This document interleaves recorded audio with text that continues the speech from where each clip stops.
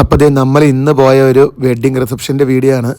ചെന്നപ്പോൾ തന്നെ വെറൈറ്റി ആയിട്ട് വെച്ചേക്കണ കുറച്ച് വെൽക്കം ഡ്രിങ്കും അതുപോലെ തന്നെ സ്റ്റാർട്ടേഴ്സും കണ്ടു. അപ്പോൾ നമ്മൾ വെൽക്കം ഡ്രിങ്കും സ്റ്റാർട്ടേഴ്സും ഒന്ന് ട്രൈ ചെയ്തു കേട്ടോ. പിന്നീട് നമ്മൾ നേരെ പോയപ്പോൾ മസാല ദോശ അടിക്കുന്നത് കണ്ടു. ആ മസാല ദോശ ഇങ്ങനെ മടക്കി മടക്കി പ്ലേറ്റിലേക്ക് വെക്കുന്നതും കണ്ടു. പിന്നെ ദോശ ഐറ്റംസ്, അതായത് വെറൈറ്റി ഓഫ് ദോശ, ഊത്തപ്പമൊക്കെ ഉണ്ടായിരുന്നു കേട്ടോ. പിന്നെ ഓംലെറ്റും കണ്ടു. പിന്നെ നമ്മുടെ മെയിൻ ഐറ്റമായ സാലഡ്സ് ഇല്ലാത്ത കല്യാണം ഇപ്പോൾ വളരെ വിരളമാണ്. അപ്പോൾ അതും കണ്ട് ഇങ്ങനെ നടന്നതിന് ശേഷം നമ്മൾ പിന്നീട് അവിടുത്തെ മെയിൻ കോഴ്സ് എന്തൊക്കെയാണെന്ന് കാണാൻ പോയി. അപ്പം മെയിൻ കോഴ്സ് ഇങ്ങനെ കാണാൻ വേണ്ടി നമ്മൾ നോക്കിയപ്പോഴാണ് അവിടെ ഒരു വെറൈറ്റി ആയിട്ട് നാടൻ ഭക്ഷണമായ കപ്പയും മീൻകറിയും വെച്ചേക്കണ കണ്ടു. കപ്പയും മീൻകറിയും കണ്ടതിന് ശേഷം നമ്മൾ നോക്കിയപ്പോൾ സൂപ്പ് ഇരിക്കണ കണ്ടു കേട്ടോ. ചിക്കൻ്റെ സൂപ്പും വെജ് സൂപ്പുമാണ് അവിടെ കണ്ടത്.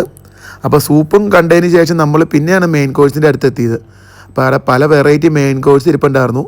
ചിക്കനും അതുപോലെ തന്നെ ഫ്രൈഡ് റൈസും വെജ് കറികളും അങ്ങനെയായിട്ട് ഒരു കൂട്ടം മെയിൻ കോഴ്സ് അവിടെ ഇരിപ്പുണ്ടായിരുന്നു.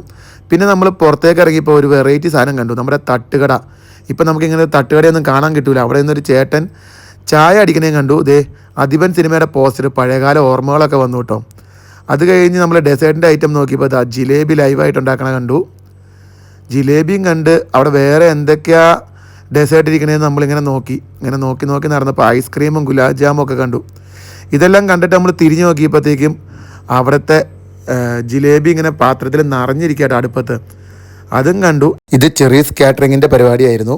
സ്ഥലം ആർ കൺവെൻഷൻ സെൻറ്റർ പൂത്തറക്ക. നമ്മളെ സപ്പോർട്ട് ചെയ്യുക. കൂടുതൽ ബൈ.